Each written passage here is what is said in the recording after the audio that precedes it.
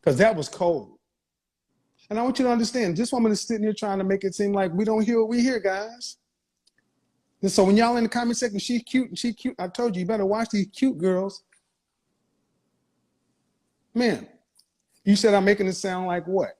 I asked you, how'd you do it? There's history, though. It's not like it just happened overnight. It was accumulating. There was things that he did. Of course it did, but ma'am, is there, ma'am, would you want somebody to end a relationship with your daughter that way? Regardless as to the history, a 5-year relationship,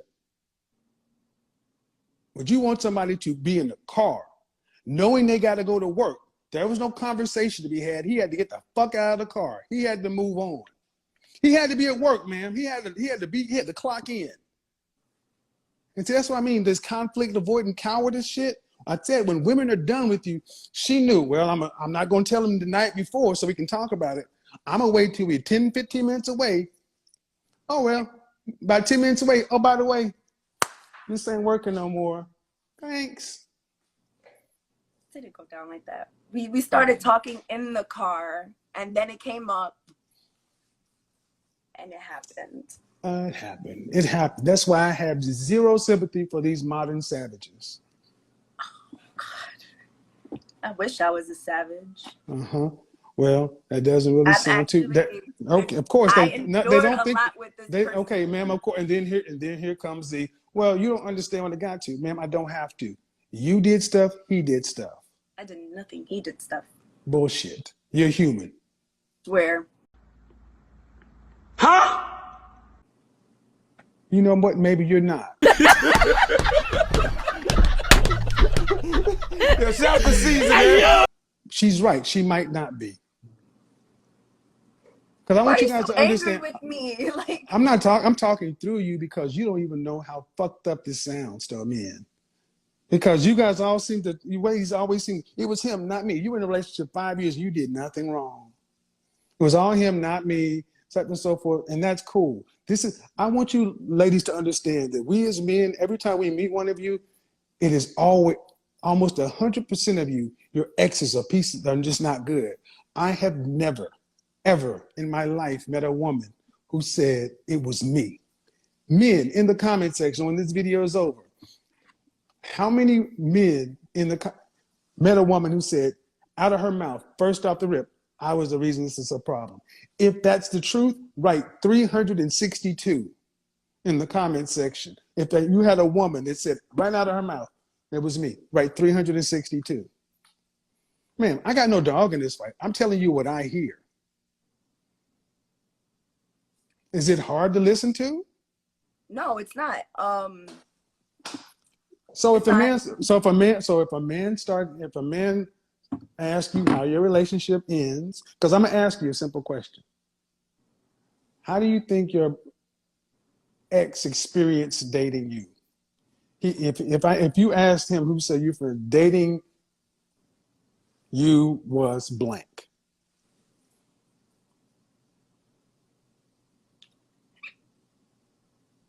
It was how it was dating me. Interesting, I guess. I mean, I have my flaws. I'm spoiled. Well, but 5 minutes ago you said you didn't do anything. And now you said it was just me. I didn't do anything to like. I didn't do anything that was like, she's I don't know, cheating or she's right. So you never hurt him. So you never hurt him. You didn't hurt him at all, right? I don't think so. I can ask him. Okay. No. So in 5 years, you never hurt him. He only hurt you.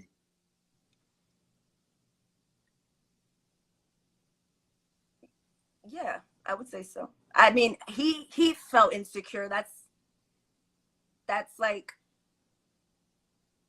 his thing. You know, I don't think I gave him reasons to feel self-awareness. Well, I think it's rather interesting that you say we all got our things, but in 5 years, you never hurt him, but he only hurt you. Okay. Would you say you have healthy self-esteem? Me? Mm-hmm. No, it flip flops. I can have low self-esteem at times, and then I could just be chubby. In general, would you say your self-esteem is average, above average, below average? I think I might be average. Okay. Then in 5 years, somebody with average self-esteem would not stay with somebody who's hurting them. I was easily, I don't want to say manipulated. And Here comes the victim shit again. No, it's not. You can't make this shit up. No. Ma'am, you're gonna be famous. You keep this up, you're gonna be famous. You make me want to say the whole story because it's a fucked up story. Like, but 3 sides to a story: yours, his, and the truth. I know, and I don't. And I, ma'am, yeah. You also got, ma'am. I just asked you how we got here. Is I asked you why you want to be married, what successful relationship look like, and then I asked you how long was your relationship and how it ended. I didn't put us here. I'm just asking you. And this is what's going to happen on the dating market, especially if you want to date a man that's got any sense of value of, do you want children? You said you want kids. How many kids you want? Probably 4. 4. Do you want your kids to be able to go to college if they want to? Yes. You want to be able to travel nationally, domestically and internationally with your family? I do. Okay. Do you want to, after you're married, do you want to have to work to pay significant bills when you're pregnant?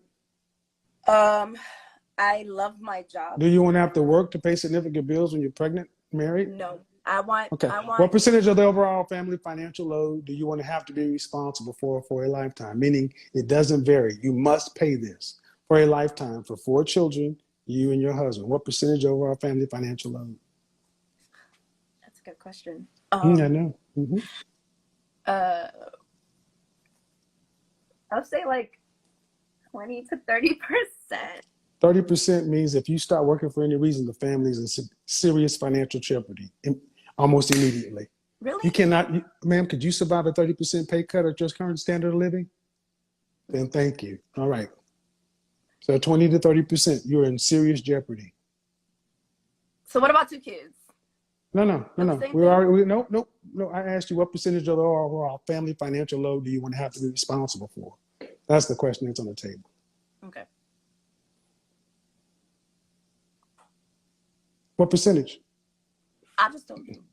No, 30. So if you stop working, the family's at risk. But if you stop working, the family's at risk. Okay. Ma'am, it's math. It's math. I asked you. No, I'm asking you. If it goes higher, well, yeah.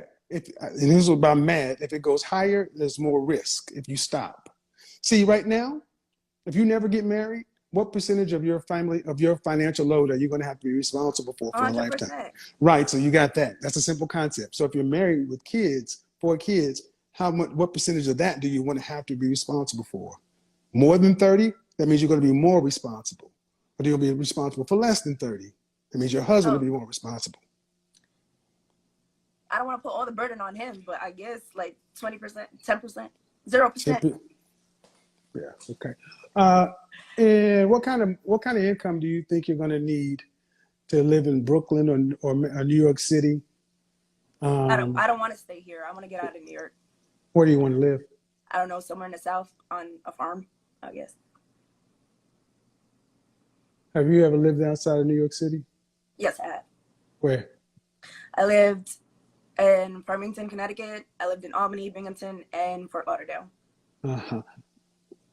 How much money is your husband? How much family income are you going to need to have on an annual basis to support 4 kids? I never did the math. I don't have kids, and I'm not married. That's the fucking problem now, ain't it? So if you're gonna have this flippant attitude, ma'am, I'm gonna do me a favor, okay? I'm gonna give you about a couple. I'm gonna give you a few seconds to kind of ramp it down because you don't want to go there. I'm having a conversation with you. I'm trying to show you something. I'm trying to learn. Okay, well then you said you never thought about it, so it's time to think about it because you said this is what you want. Okay, so I'm asking about how much money do you think you're going to need to, as a family, annually to support 4 kids, you, your husband, and the kind of lifestyle you want. that you would envision for yourself?